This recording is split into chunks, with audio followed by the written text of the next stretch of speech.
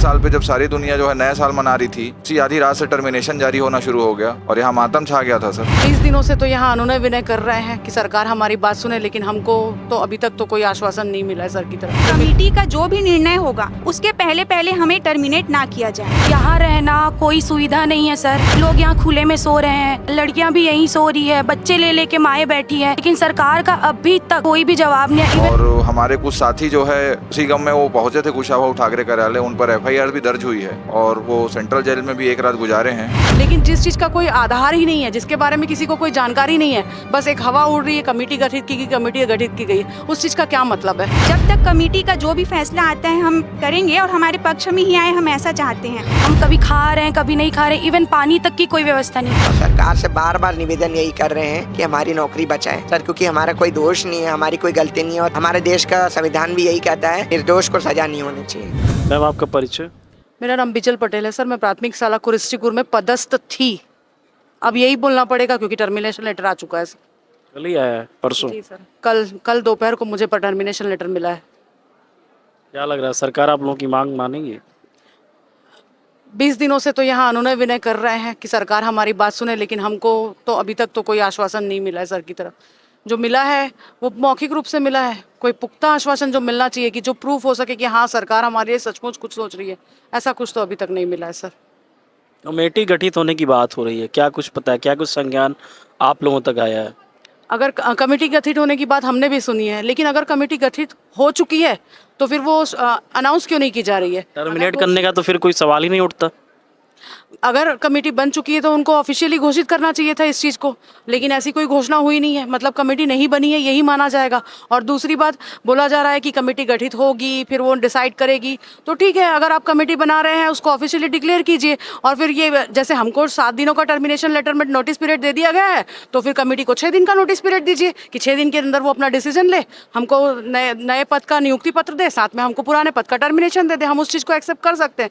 लेकिन जिस चीज़ का कोई आधार ही नहीं है, जिसके बारे में किसी को कोई जानकारी नहीं है, बस एक हवा उड़ रही है, कमेटी गठित की गई, कमेटी गठित की गई, उस चीज़ का क्या मतलब है? हमारे लिए तो उस चीज़ का कोई मतलब दिखाई नहीं दे रहा है मुझे। और जहाँ कहीं भी हम लोग ये बात बोल रहे हैं कि कमेटी को घोषित किया जाए, ये क्लिप भी मीडिया के माध्यम से मैंने तो अब तक बहुत सारे मीडिया में ये बात बहुत सारे साथियों ने बोली है, लेकिन कहीं भी हमको ये क्लिप भी नहीं दिखाई दे रही है। तो पता नहीं क्यों ये बात भी हमारी सरकार तक नहीं पहुँचने दी जा रही है कि हम कमेटी के बारे में क्या मांग कर रहे हैं।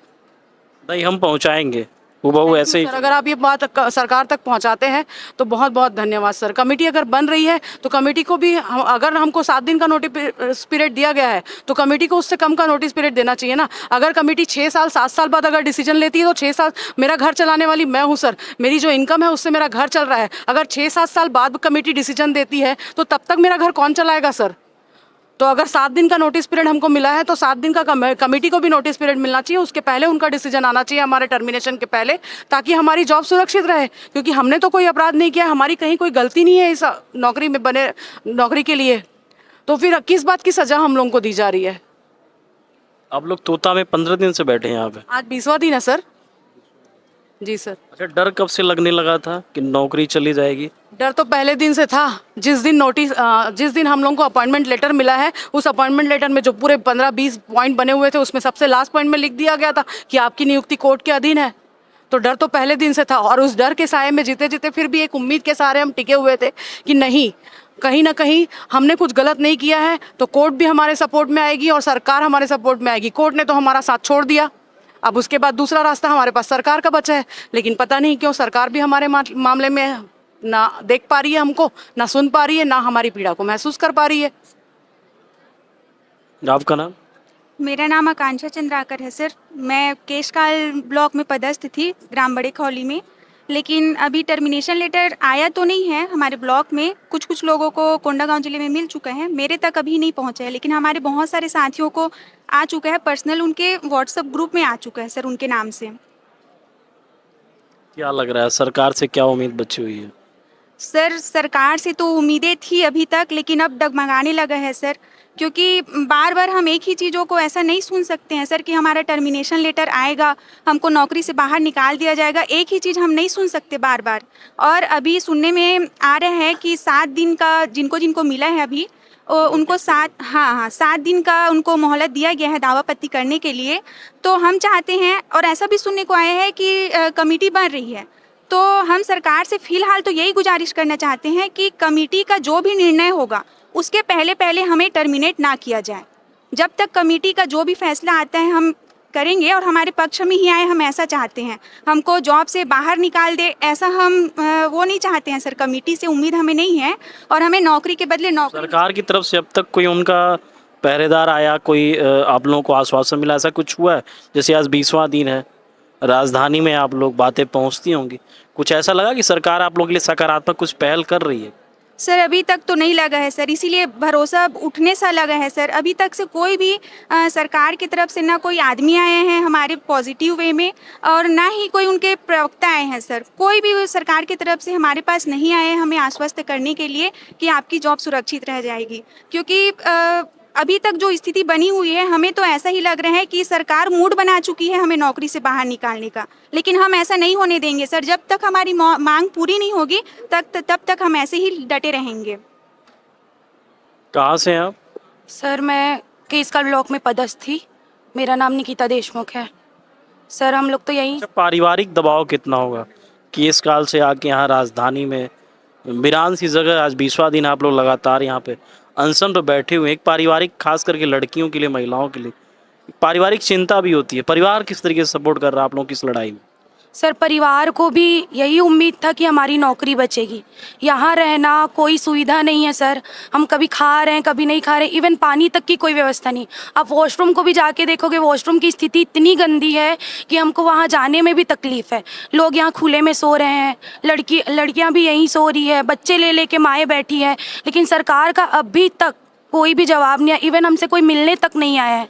यहाँ हमारी स्थिति बहुत ख़राब है सर। हमारे पेरेंट्स भी इसी चिंता में कि हमारे बच्चे यहाँ कैसे रह रहे हैं, लेकिन जब तक हमारी नौकरी हमको वापस नहीं मिलती हम नहीं जाएंगे। बिना हमारा आत्मसम्मान लिए हम वापस नहीं जाएंगे सर। सरगुजा से पदयात्रा निकाली थी, करीब 330 किलोमीटर की यात्रा। रायपुर जब पहुँची थी आप लोगों का जो भी कुनबा था, तो क्या CM से या फिर शिक्षा मंत्री से किसी से भी कुछ बातचीत हुई पाती है आप लोगों की? नहीं सर, किसी से कोई बातचीत नहीं हुई। हम 14 तारीख से पैदल यात्रा निकाले, उसके बाद यहाँ बैठे हैं। अभी तक सरकार की तरफ से कोई एक व्यक्ति हमसे मिलने नहीं आया, ना हमसे बात किया है कोई। आप लोगों ने ऐसी कोई पहल की कि जाके CM से बातचीत किया जाए या फिर डिप्टी CM लोगों से बातचीत की, ऐसी कुछ आप लोगों के द्वारा पहल हुआ है अब तक? हाँ सर, हमारे तरफ से तो पहल हुआ है, पर हमारे OP चौधरी जी, माननीय OP चौधरी जी, वो भी हमसे मिलने से मना कर देते हैं।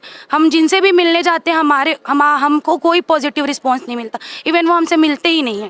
रिस्पांस की बात छोड़ो, वो हमसे मिलने भी नहीं आते। हमारे लिए कोई ऐसा कुछ भी नहीं कर रहे हैं सर। आपका परिचय? जी, मेरा नाम अंकित चौबे है। मैं कांकेर में पदस्थ था सर, सहायक शिक्षक के रूप में। और ये बहुत ही पीड़ा की बात है कि सरकार से पास हम जब भी जाते थे, सार्वजनिक स्थल पे जब भी मुलाकात होती थी, तो सरकार बोलती थी बचाएंगे बचाएंगे। बच्चों का काफ़ी भरोसा बना हुआ था बचाएंगे करके। और नए साल पे जब सारी दुनिया जो है नया साल मना रही थी, उसी आधी रात से टर्मिनेशन जारी होना शुरू हो गया और यहाँ मातम छा गया था सर।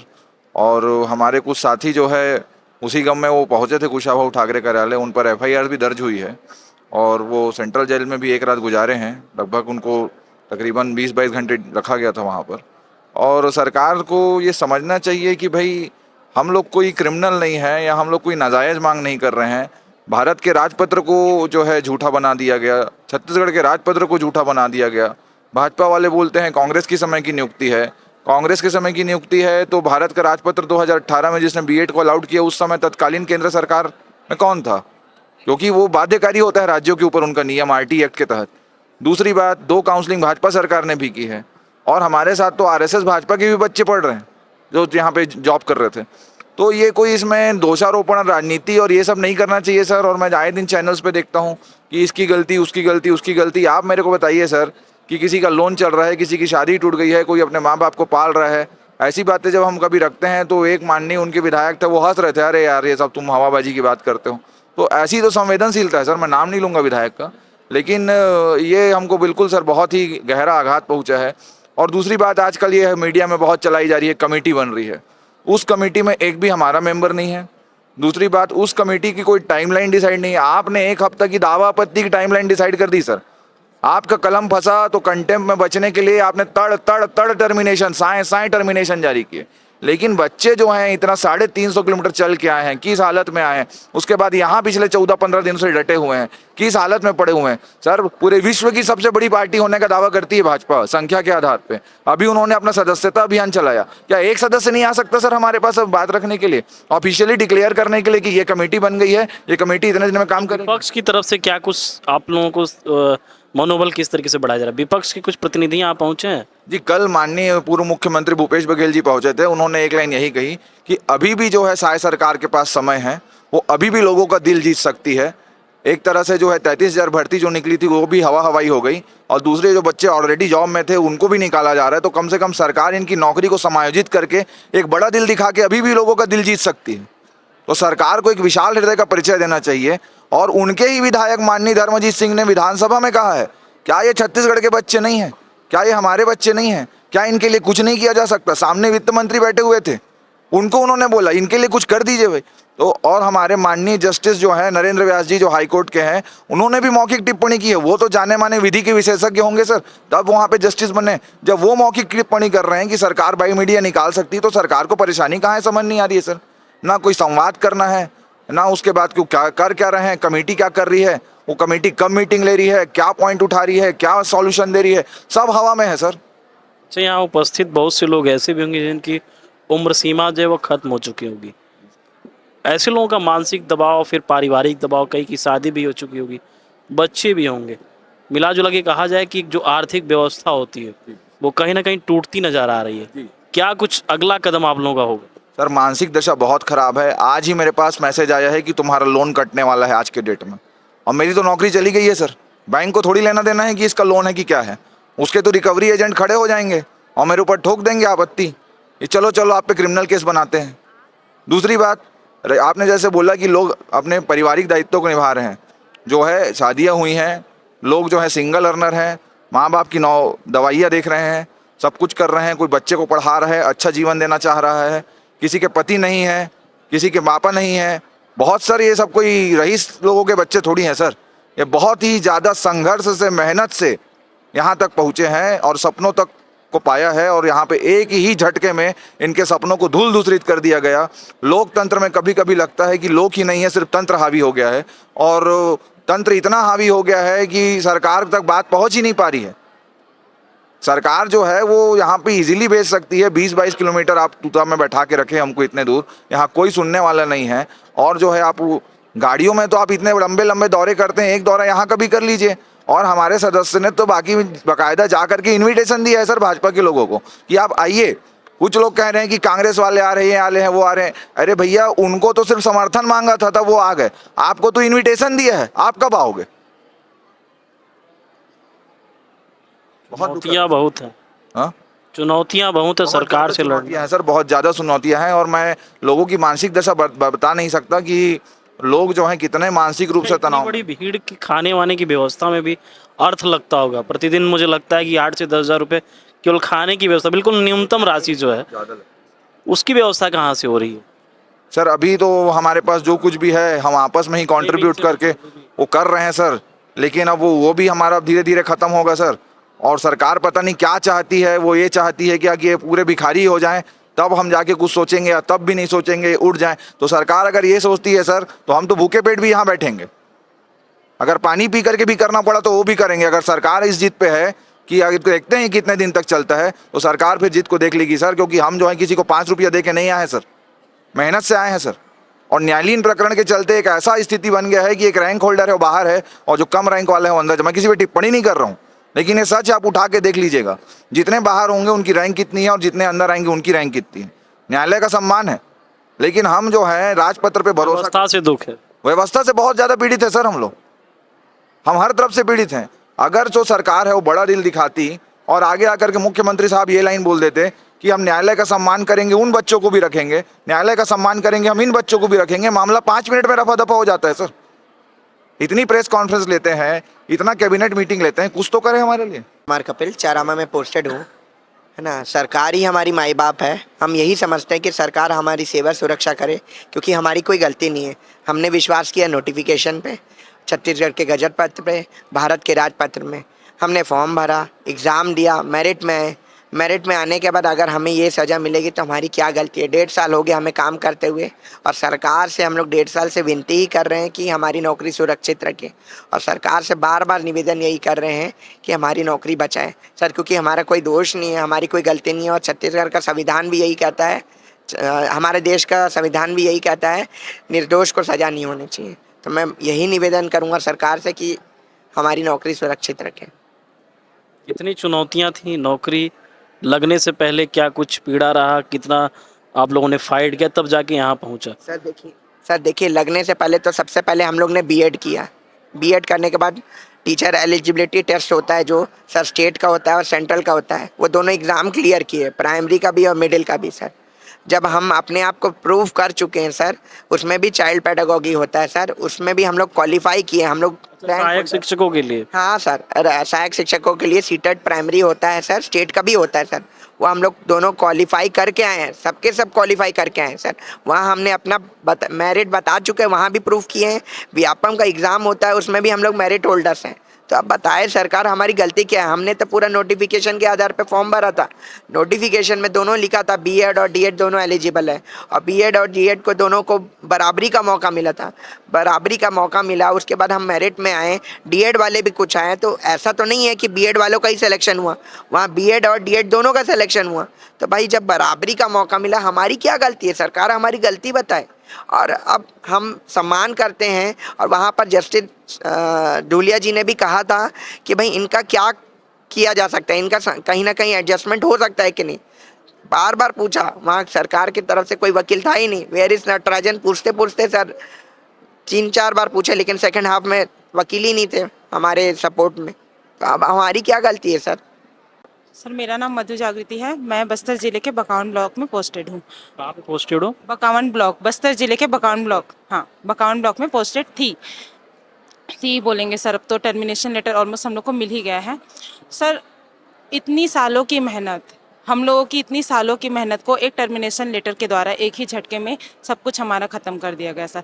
यहाँ पे जितने लोग बैठे हैं सर, हम लोग की बहुत दयनीय स्थिति है, बहुत मुश्किल से यहाँ पे गुजारा हो पा रहा है, बहुत स्ट्रगल यहाँ पे देखना पड़ रहा है हम लोगों को। सरकार बोलती है कि हमारे लिए कमेटी बनाई जा रही है, कमेटी ठीक है सर, कमेटी का गठन किया जा रहा है, लेकिन जैसे हमें हमारे टर्मिनेशन लेटर में 7 दिन का अल्टीमेटम मिला है, क्या सरकार की कमेटी भी 7 दिन में अपना कुछ निर्णय ले पाएंगी? वो निर्णय भी हमारे पक्ष में होना चाहिए सर। क्यों?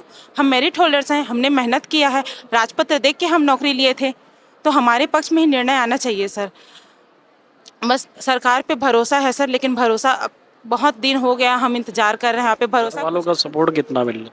घर वालों का सपोर्ट है सर, लेकिन हमारे घर वाले भी हम लोग, चिंता भी होगी, मन में डर भी जी होगी। सर, हम लड़कियां हैं सर, चिंता तो होगी। प्लस सर मैं अपनी बताऊं तो मैं सिंगल अर्नर हूं सर, मेरे घर में मेरे पिताजी नहीं हैं, जो भी मेरे घर का राशन खाना पीना जो भी है पालन पोषण सब मेरे द्वारा ही किया जाता है सर। तो पूरी करता धरता समझिए घर की मैं ही हूँ।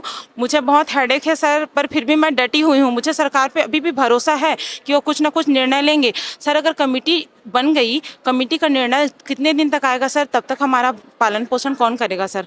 तो हम इंतज़ार कर रहे हैं सर, और सरकार पे भरोसा है हमें कि वो निर्णय जल्दी ही लेंगे और हमारा समायोजन करेंगे सर।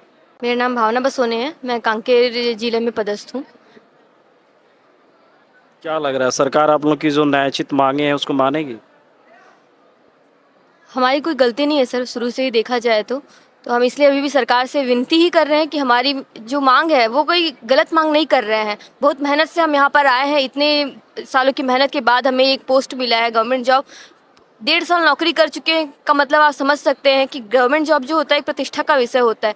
इसके बाद अगर हमारे हाथ में टर्मिनेशन है तो मैं इसे व्यवस्था को दोष दूंगी कि जिसके कारण हमारे जो 3000 साथी हैं वो अभी यहाँ पर बैठे हुए हैं। किस हालत में बैठे हैं, 20 दिन हो गए हैं लगभग, कोई व्यवस्था नहीं है यहाँ पर। इसके बाद भी हम अभी भी वही एक ही नारा लगा रहे हैं कि विश्वास है, भरोसा है, सरकार पर भरोसा है। लेकिन सरकार कहाँ है?